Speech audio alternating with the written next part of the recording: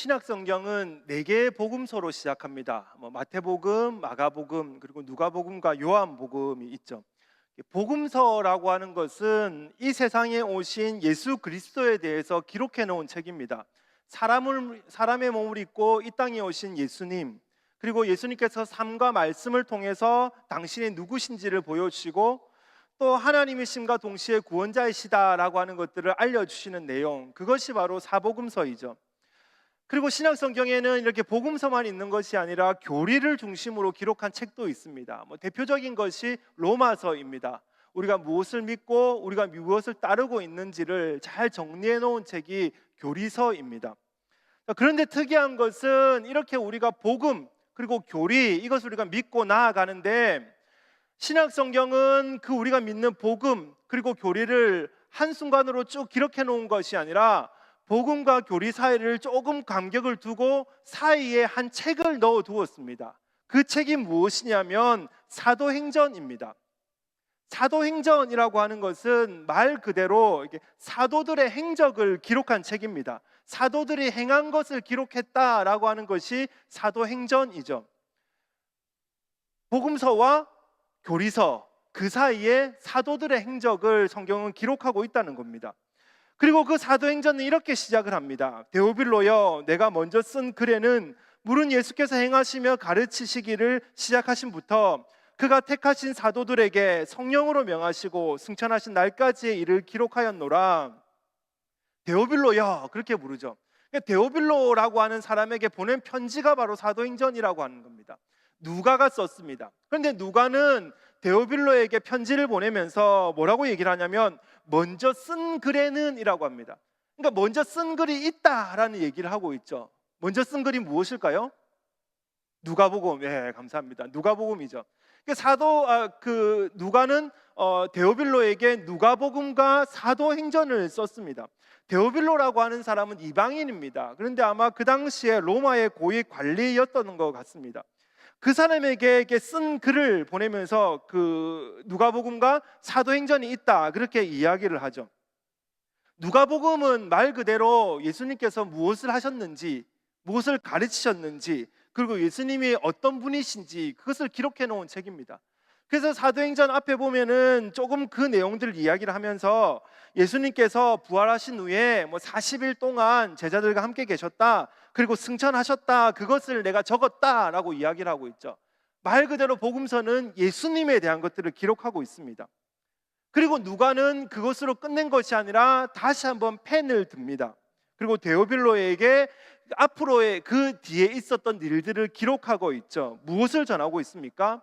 이미 전한 복음, 그러니까 사복음서, 그리고 로마서에 나오는 교리, 복음서와 교리 위에 있는 사도들의 행함, 예수님을 믿는 사람들이 어떻게 살아가고 있는지, 예수님을 믿는 사람들이 어떻게 살았는지를 지금 사도행전에서 기록하고 있다는 겁니다.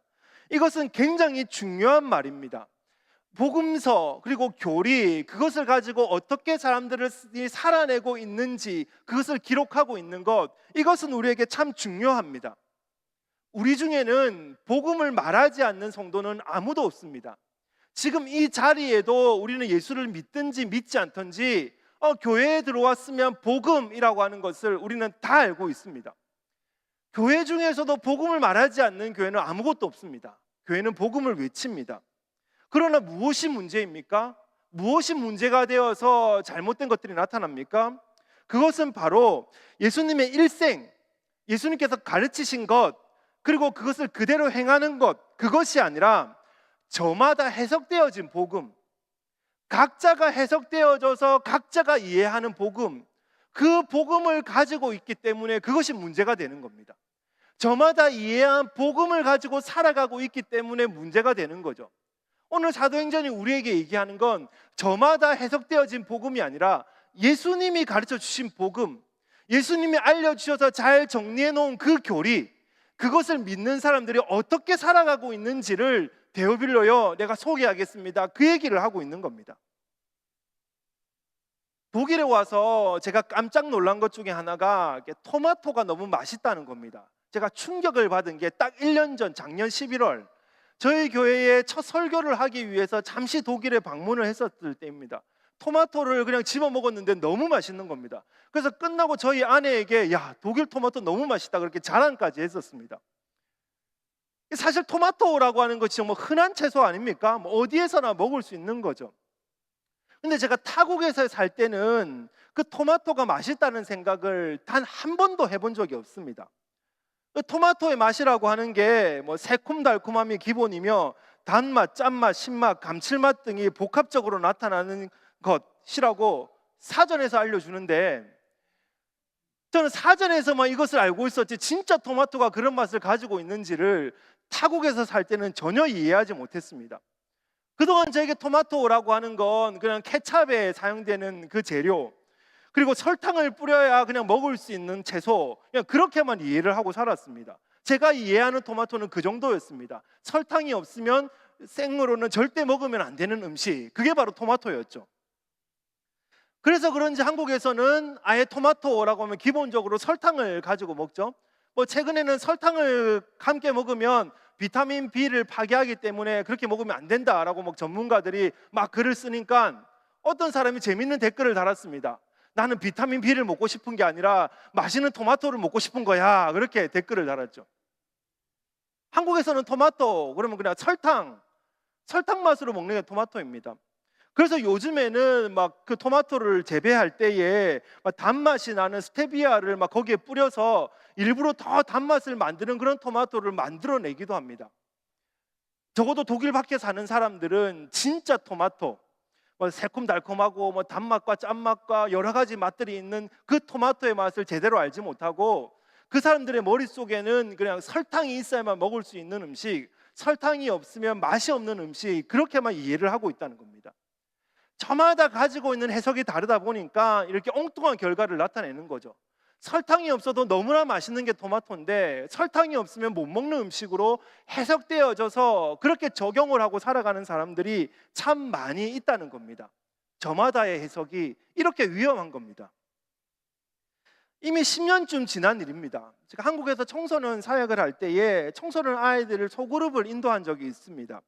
그런데 그 시간에 뭐 이야기가 나와서 아이들에게 동성애를 어떻게 생각하냐라는 질문을 던졌습니다. 그 주제를 가지고 이야기를 한 것도 아니라 그냥 그 가운데 그 얘기가 나오게 돼서 얘기를 했는데, 저는 그 아이들이 했던 대답에 충격을 받았습니다. 거기에 있는 아이들 중에 절반 이상이 자신은 그 동성애를 하지 않지만 반대를 하지 않는다, 그렇게 이야기를 했습니다. 벌써 10년 전 이야기입니다. 목사와 함께 소그룹을 할 정도가 되면 어렸을 때보다 착실하게 신앙생활을 했고 이제 이 아이들이 뭐 좀 알아듣겠다, 그래서 이 아이들과 함께 소그룹을 하고 있는데, 그 자리에 앉아있는 아이들이 나는 동성애를 하지 않지만 저는 동성애는 반대하지 않아요 라고 이야기를 하는 아이들이 반이나 되었다는 것은 저에게 정말 놀라운 사실이었죠. 그래서 그 아이들에게 이유를 물어봤습니다. 아니 왜 너희들은 그렇게 생각을 해? 라고 물어봤죠. 그 아이들이 했던 이야기가 뭐냐면, 남의 사랑을 어떻게 내가 무시할 수 있냐, 그래서 자기는 하지는 않지만 반대를 하지 않는다는 겁니다. 남의 사랑을 짓밟을 수가 없어서, 그 아름다운 사랑을 내가 함부로 갈라놓을 수가 없어서 거기에 반대는 하지 않지만 내가 하지는 않지만 반대를 하지 않는다, 그렇게 이야기를 하는 거죠. 성경은 알고 있습니다. 자신이 하면 안 된다는 거 너무나 잘 알고 있죠. 그러나 그것이 잘못 해석되어지다 보니까 그런 결과가 나타나 버렸다는 겁니다. 한국의 많은 교회가 청년들의 성 문제로 몸살을 앓고 있습니다. 크리스천이라고 해도 점을 치러 다니는 성도들이 너무나 많습니다. 그래서 2026년 한국교회의 화두가 무엇이냐, 그것이 바로 점을 치러 다니는 성도라고 하는 것이 2026년을 준비하면서 책을 써놓은 사람들의 이야기입니다. 해외에 있는 교회 중에서는 동성애를 찬성하고 동성애를 하는 사람을 목사로 세우는 교회도 있습니다. 복음이 잘못 해석되어진 결과입니다. 모두가 복음을 외치고 모든 교회가 복음을 말하지만 복음이 저마다의 방식으로 해석되어지다 보니까 이렇게 말도 안 되는 결과들이 나타났다는 겁니다. 예수님께서 우리에게 가르쳐 주신 것, 그리고 예수님께서 행하신 것, 그것은 바로 복음 그 자체였습니다. 그렇기 때문에 우리가 해야 될 일, 우리가 따라야 되는 것, 그것은 바로 복음 그 자체를 행하며 살아가는 일입니다. 저마다의 해석을 가지고 난 나름대로의 해석을 가지고 그 해석되어진 복음으로 살아가는 것이 아니라 성경이 말하는 복음, 예수님께서 알려주신 복음, 그 복음을 그대로 가지고 살아가는 것, 그것이 이 시대를 살아가는 우리에게 너무나 중요한 문제라는 말씀입니다. 그러나 우리가 이 땅을 살아봐서 잘 알지만 복음을 그대로 살아낸다는 것이 너무나 어려운 일입니다. 토마토라고 하는 그 식물이 나라를 건너가다 보니까 맛이 조금씩 달라지고 각 나라의 토양이 다르고 재배법이 다르다 보니까 전혀 다른 맛이 나타나서 어느 나라에서는 설탕이 없으면 토마토를 못 먹고 어느 나라에서는 아예 토마토로 된 음식을 제대로 만들지 않는 그런 일이 벌어지는 것처럼 복음이라는 것이 시대와 만나게 되고 상황과 만나게 되고 내 생각, 나의 문화와 만나게 되면 저마다 해석되어지는 형태가 나타난다는 겁니다. 그렇기 때문에 복음 그 자체를 그대로 배우고 복음 그 자체를 가지고 내 삶의 터전에서 살아내는 것은 정말 어려운 일입니다. 오늘도 우리가 학교로 돌아가고 사회로 돌아가고 가정으로 돌아가서 내가 배웠던 그 복음, 내가 알고 있는 그 복음을 그대로 해석하며 살아내는 것, 그것은 정말 어려운 일입니다. 우리에게는 상황이 있고 시대가 있고 내가 가지고 있는 문화가 있기 때문에 그렇습니다. 그럼에도 불구하고 우리는 복음 그 자체를 믿고 복음 그 자체를 행하며 살아가야 합니다. 그렇기 때문에 오늘 본문은 우리가 이렇게 저마다 해석되어진 복음이 아니라 복음 그 자체, 순수한 그 복음 그 자체를 살아내기 위해서 우리에게 필요한 분을 소개하십니다. 그분이 누구입니까? 그분은 바로 성령입니다. 성령님. 오늘 본문 2절 말씀입니다. 그가 택하신 사도들에게 성령으로 명하시고 승천하신 날까지의 일을 기록하였노라. 예수님께서 그의 사도들에게 말씀하셨는데, 근데 오늘 성경은 뭐라고 얘기하냐면은 성령으로 말씀하셨다라고 이야기를 합니다. 성령으로 명하셨다 그렇게 말씀하고 있죠. 이것을 그 세번역 성경에서는 성령을 통해서 말씀하셨다 그렇게 말씀합니다. 그러니까 예수님께서 말씀을 하시는데 그냥 말씀하신 것이 아니라 성령을 통해서 말씀하셨다 그렇게 말씀하시는 거죠. 헬라어 성경 원문에서도 성경을 통해서 말씀하셨다라고 하는 것을 말씀하고 있습니다. 그러니까 오늘 본문을 잘 이해하기 위해서는 예수님께서 우리에게 제자들에게 말씀하셨는데 그냥 말씀하신 것이 아니라 성령을 통해서 말씀하셨다라고 이해를 하는 것이 참 좋습니다. 이것을 이해하기 위해서는 요한복음의 말씀을 좀 알아볼 필요가 있는데 요한복음 16장 13절에서 이렇게 말씀하죠. 그러나 진리의 성령이 오시면 그가 너희를 모든 진리 가운데로 인도하리니 그가 스스로 말하지 않고 오직 들은 것을 말하며 장래 일을 너희에게 알리시리라. 성령은 하나님과 예수님께서 우리에게 보내주신 하나님의 영입니다. 근데 그 성령이 우리에게 오시면 스스로 말하지 않고 오직 들은 것을 말한다고 말씀하시죠. 그 들은 것이 무엇입니까? 하나님의 말씀입니다. 그럼 그 성령이 오셔서 우리와 함께 하시면 그 성령은 우리를 진리 가운데로 인도해 주시고 하나님에 대한 말씀을 우리에게 전하게 하신다는 겁니다. 그분이 바로 성령님이십니다. 그러니까 예수님이 성령으로 명하셨다, 성령으로 말씀하셨다라고 하는 것은 예수님이 곧 하나님의 말씀을 전하셨다는 겁니다. 예수님이 이 땅에 오셔서 오늘 본문 1절에 보면 예수께서 행하시고 가르치셨다라고 하는데 그 예수님께서 행하셨던 것, 그것이 바로 하나님의 말씀이고 예수님께서 전하셨던 것, 그것이 바로 하나님의 말씀이라는 거죠. 그 성령께서 하시는 일은 그 하나님의 말씀을 행하고 전하도록 우리를 일러주신다는 겁니다. 더 나아가서 성령이 아니면 우리는 하나님의 말씀을 깨달을 수도 없고 성령이 아니면 우리는 복음을 제대로 알 수도 없고 성령이 아니면 우리는 복음을 제대로 해석할 수도 없다는 것입니다. 그러므로 우리가 이 땅에서 하나님의 말씀대로 살아가기 위해서 복음대로 살아가기 위해서는 성령이 우리와 함께 하셔야 합니다. 성령의 충만함을 받아야 합니다. 그래서 내 마음대로 말하는 것이 아니라 성령이 말씀하게 하시는 대로, 성령이 말하게 하시는 대로 우리는 하나님의 말씀을 전하고 하나님의 뜻대로 우리는 살아가야 합니다. 사도행전이 바로 이것을 말씀하고 있습니다. 복음서와 우리가 따르는 교리서 그 사이에 사도행전이 들어있는 건 네 나름대로 해석된 복음, 네 나름대로 해석된 교리를 가지고 살아가는 것이 아니라 성령을 통해서 말씀해 주시는 그 복음, 성령을 통해서 깨우쳐 주시는 복음, 그래서 그 성령을 통해서 해석한 그 복음을 가지고 살아야 돼.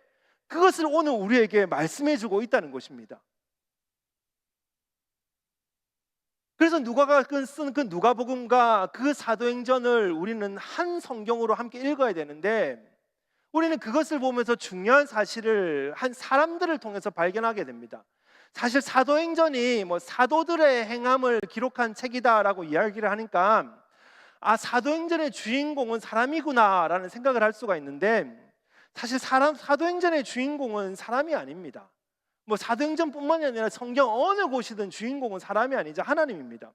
그렇기 때문에 사도행전에 나오는 사람들은 아무리 위대하든지 아무리 뛰어나든지 아무리 존경스럽든지 그 사람은 잠시 있다가 잠시 사라지는 그 모습이 계속 펼쳐집니다. 왜냐하면 사람이 주인공이 아니기 때문입니다.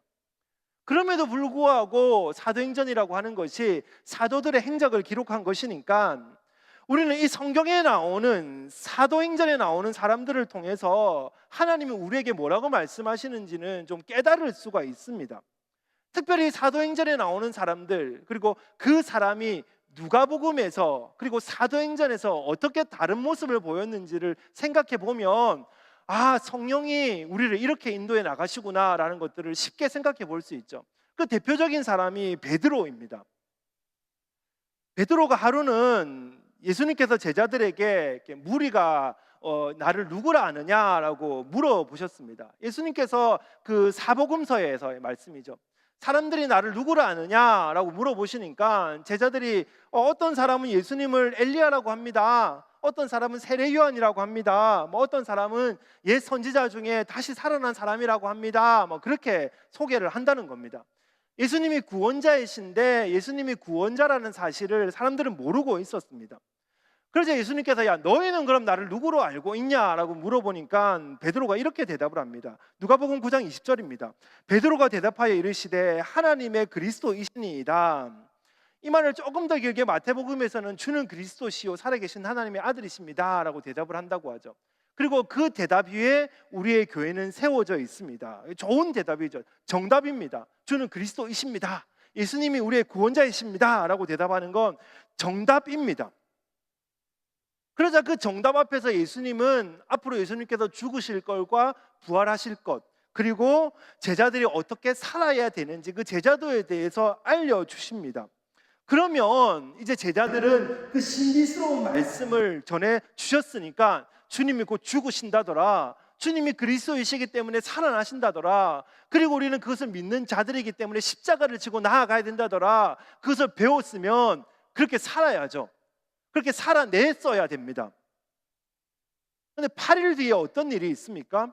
예수님께서 베드로와 야고보와 요한을 데리고 이제 산에 기도하러 올라가셨습니다. 근데 거기서 유명한 일이 벌어지죠. 예수님의 모습이 변형이 되고 거기서 모세와 엘리야와 대화를 나누십니다. 그 대화를 나누는 모습을 보니까 베드로가 너무 좋은 겁니다. 와, 예수님과 함께 있어도 좋은데 모세도 함께 있고 엘리야도 있고, 여기가 천국인가 보다, 여기가 이렇게 낙원인가 보다, 그렇게 생각을 하고 이렇게 이야기를 합니다. 베드로와 및 함께 있는 자들이 깊이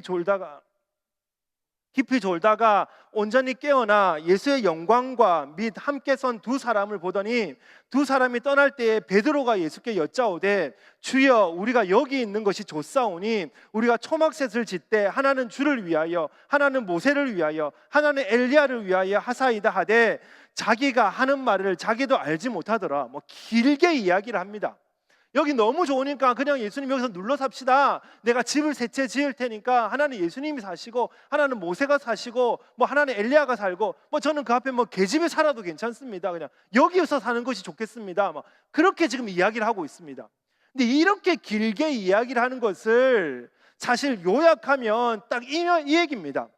베드로가 예수님이 깊이 기도하고 계신 사이에 자기는 깊이 자다가 일어나서 예수님께 말을 했는데 마지막에 뭐라고 하죠? 자기가 하는 말을 자기도 알지 못하더라. 지금 베드로도 무슨 말을 하는지 모른다. 그것을 성경이 말하고 있습니다. 무엇을 말씀하고 있습니까? 예수님께서 그 내가 누구냐라고 물어볼 때 주는 그리스도십니다, 살아계신 하나님의 아들이십니다 라고 그렇게 위대한 신앙 고백을 하고, 그 신앙 고백이 예수님께서 교회를 세우겠다, 그리고 앞으로 나는 너희들을 구원하기 위해서 죽을 수밖에 없어, 그러나 부활을 해, 그러나 너희들은 그 십자가를 지고 따라가야 돼 라고 하는 그 기독교의 진리를 배우고 들었음에도 불구하고 사도 바울은 지금 복음을 모르고 있다는 거예요. 베드로는 지금 복음을 모르고 있다는 겁니다. 잠에 취해서, 영적으로 잠에 취해서 내가 지금 무슨 말을 하고 있는지, 주님이 지금 앞으로 무슨 일을 하실지 아무것도 알지 못하는 것, 그것이 바로 그냥 베드로의 모습이었다는 거죠. 그래서 마태복음에서는 이 이야기를 가지고 더 이야기를 할 때 베드로가 고백을 하니까 예수님께서 내가 죽을 거다, 부활할 거다라고 얘기한 것 뒤에 사도 베드로가 뭐라고 얘기했다고 합니까? 항변했다라고 이야기를 합니다. 꾸짖었다는 겁니다. 높은 사람이 낮은 사람을 막 꾸짖는 것처럼, 야, 쓸데없는 소리 하지 마, 말에 부정타, 이상한 소리 하지 마, 뭐 죽는다는 소리를 해, 그렇게 지금 예수님을 꾸짖었다는 겁니다. 그러자 예수님께서 거기서 뭐라고 얘기합니까? 사탄아 내 뒤로 물러가라. 예수님의 그 신비스러운 기독교, 예수님의 그 신비스러운 복음을 알려준 그 사람이 오히려 가장 앞서서 예수님의 사역을 방해할 수 있는 그런 사람으로 전략될 수도 있다고 예수님께서 설명하고 있는 것이죠. 베드로는 지금 복음을 알고 있습니다. 복음을 들었습니다. 복음을 예수님께서 신비로운 것이라고 다른 사람들에게 말하지 마라고 하면서 제자들에게만 알려주셨습니다. 그러나 베드로는 그 복음을 전혀 이해하지 못하고 있습니다. 전혀 그 복음을 가지고 어떻게 살아야 하는지를 모르고 있습니다. 그래서 어떻게 삽니까? 예수님이 십자가에 달려 죽으실 때 도망을 가버리죠. 예수님을 모른다고 3번이나 부인을 합니다. 그 사람이 바로 복음서에 나타나는 베드로의 모습입니다. 그러나 사도행전에서의 베드로는 어떤 모습입니까? 똑같은 내용, 그 누가복음과 사도행전을 누가가 썼는데 한 시각을 가지고 누가복음과 사도행전을 쓰면서 누가는 누가복음의 베드로를 이렇게 소개하고 사도행전에서는 그 베드로를 어떻게 소개하고 있습니까? 어느 날 베드로와 요한이 기도를 하러 가는 길이었습니다. 성전으로 가는데 태어날 때부터 안진뱅이였던 사람을 만나게 되었습니다. 태어날 때부터 안진뱅이였으니까 그 사람이 할 수 있는 것은 구걸밖에 없었죠. 그래서 그 구걸하는 사람이 소리를 치니까 그 소리에 베드로와 요한이 그 사람에게 잠시 멈추어 섰습니다. 그리고 그곳에서 베드로와 요한은 그 사람을 일으켜 세우는 기적을 나타냅니다. 동네 사람들이 이제 깜짝 놀랐습니다. 아니 어디서 온 사람이길래 태어나서부터 안진뱅이로 평생 이렇게 구걸이나 하는 사람을 어떻게 한순간에 일으켜 세울 수 있냐 놀래가지고 베드로 주변으로 사람들이 막 모이기를 시작합니다.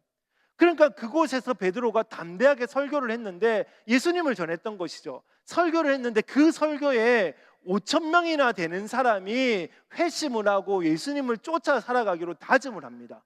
그 5,000명이나 되는 사람들이 이제 예수님을 믿게 된 것이죠. 그러니까 당시 종교 지도자들이 그것을 좋게 볼 리가 없었습니다. 예수라고 하는 것을 전파하는 것도 힘이 든데 그것을 전파해서 5,000명이나 되는 사람을 자기 편으로 만들었으니까 너무나 막 화가 났습니다. 그래서 종교 지도자들이 모여서 이제 베드로와 요한을 세웁니다. 그런데 그 모인 자리에 어떤 사람이 있었냐라고 하면 안나스와 가야바도 있었다라고 성경에서 말씀하죠.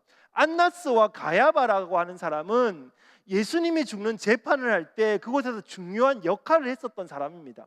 그러니까 지금 이 자리에서 이들은 베드로도 죽여버릴 수 있는 사람들이라는 겁니다.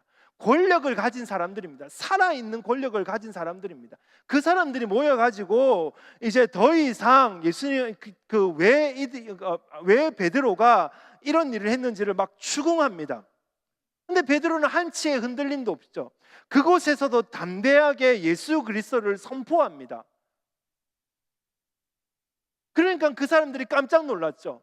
아니 이렇게 내가 알기로는 공부도 제대로 교육도 제대로 받지 못했고 이렇게 예수님을 죽일 때 도망쳤던 그 베드로, 예수님을 모른다고 3번이나 부인했던 그 베드로가 아니 어디서 어떻게 능력이 이렇게 나타나서 어디서 이렇게 용기가 나타나서 이렇게 감히 우리 앞에서 담대하게 예수를 전할 수가 있지? 어떻게 우리 앞에서 이렇게 이야기를 할 수 있지? 막 그렇게 깜짝 놀랐습니다. 그러나 그렇다고 이 사람들을 그냥 돌려보낼 수 없으니까 이제 베드로와 요한에게 더 이상 이렇게 예수님을 전하지 마, 예수님을 전하면서 이렇게 소동을 부리지 마, 이제 그렇게 이야기를 합니다. 더 이상 그렇게 하지 말라고 이제 경고를 하는 거죠. 그러자 베드로가 어떻게 합니까? 사도행전 4장 19절 말씀입니다. 베드로와 요한이 대답하여 이르되 하나님 앞에서 너희의 말을 듣는 것이 하나님의 말씀을 듣는 것보다 옳은가 판단하라. 여기서 주목할 것은 베드로와 요한의 고백 속에 지금 자신들의 위치를 정확하게 설명하고 있다는 겁니다. 어디입니까? 하나님 앞에 서 있습니다. 지금 그 앞에 있는 종교 지도자들은 그 당시에 권력을 대표하는 사람들입니다. 그들에게 잘못 보이면 예수를 할지라도 그냥 십자가에 처형을 당했던, 이름 없는 베드로, 요한, 그 정도쯤은 그 자리에서 처단하는 것은 일도 아닌 일이었죠. 근데 그 앞에서 했던 얘기가 무엇입니까? 나는 지금 너희들 앞에 서 있는 것이 아니라 나는 지금 하나님 앞에 서 있어. 내가 하나님 앞에 서 있는데 내가 어떻게 하나님의 말씀을 안 따를 수가 있어? 내가 살아있는 권력, 내 눈앞에 권력을 내가 두려워하는 것이 아니라 나는 하나님을 두려워하는 사람이야. 너희들이 아니라 나는 하나님을 두려워하고 하나님의 말씀을 쫓아 살아가는 사람이야. 지금 그렇게 담대하게 선포하고 있다는 겁니다. 놀라운 고백입니다. 목숨을 건 이야기입니다. 그런데 어떻게 베드로가 이런 고백을 할 수 있습니까? 누가복음에서는 그렇게 찌질하고 예수님이 잡혀갈 때 도망이나 가고 예수님을 모른다고 3번이나 부인한, 예수님에게 직접 복음을 들었음에도 불구하고 졸면서 자신이 무엇을 말하는지도 모르는 그 어리석었던 베드로가 어떻게 이렇게 권력 앞에서, 눈앞에 보이는 권력 앞에서 담대하게 나는 하나님 앞에 서 있어. 나는 복음을 믿고 있어. 복음만을 전해. 복음이 아니면 나는 죽여도 상관없어. 복음대로만 행하는 거야. 어떻게 그렇게 담대하게 말씀을 전할 수 있습니까?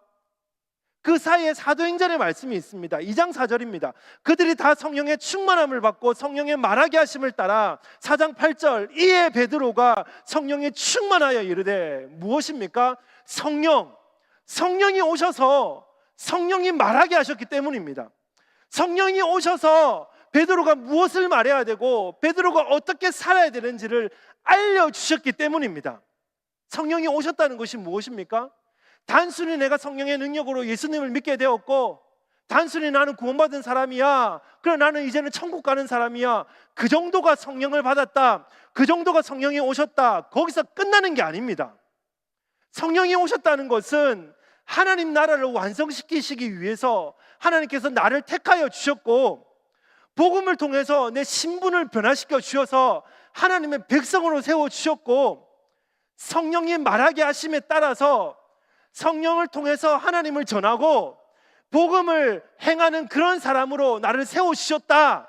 그것이 바로 성령이 나에게 오셨다라는 말입니다. 예수님을 믿을 때 성령이 오셨기 때문에 나는 구원받았어. 내 구원은 떨어지지 않아. 그러니까 나는 이제 함부로 살아도 돼. 내가 해석한 복음을 가지고 적당하게 타협하며 살아야 돼. 그것이 아니라 하나님이 나를 선택하여 주셨고 그 선택됨으로 인해서 내가 내 신분이 변화되었는데 그 성령이 내 신분이 변화될 때 찾아오셔서 나에게 말하게 하시고 나를 행하게 하시는 그 성령의 능력으로 오늘도 힘들지만 오늘도 아프지만 오늘도 괴롭지만 권력 앞에 서 있는 것이 아니라 하나님 앞에 서 있기에 내가 그 성령의 말하게 하심을 따라서 이 세상에서 복음을 증거하고 복음을 행하며 살아가는 삶, 그 삶이 바로 성령이 오셨다는 것입니다. 그 복음을 살아내기 위해서 때로는 고난도 받습니다. 복음을 살아내기 위해서 때로는 사회에서 버림을 받을 때도 있습니다. 그러나 복음을 포기하지 마십시오. 저마다 해석된 복음을 가지고 세상 앞에 나가지 마십시오. 하나님이 우리에게 요구하시는 건 저마다 해석된 복음이 아니라 주님이 알려주신 복음, 성령이 말하게 하시고 성령이 행하게 하시는 그 복음입니다. 변질되지 않는 복음, 변질되지 않은 복음, 성경이 말하고 성령이 알려주시는 그 복음, 그 복음을 가지고 학교로, 사회로, 가정으로 돌아가십시오. 주님은 오늘도 우리가 이 땅에 살아갈 때에 어려움과 고통을 당한다 할지라도 그 저마다 해석된 복음이 아니라 주님이 알려주신 그 복음을 가지고 살아가는 자, 그들과 함께 하십니다. 그리고 그들을 통하여 하나님의 역사를 이루어 가십니다. 그것이 바로 사도행전입니다. 사도행전을 묵상하며 주님이 그 사람들에게 어떻게 하셨는지, 그리고 앞으로 그 사도행전을 이어갈 나를 어떻게 하실지를 기대하며 이번 한 주간도 승리하며 살아가는 복된 우리가 되시기를 간절히 바랍니다.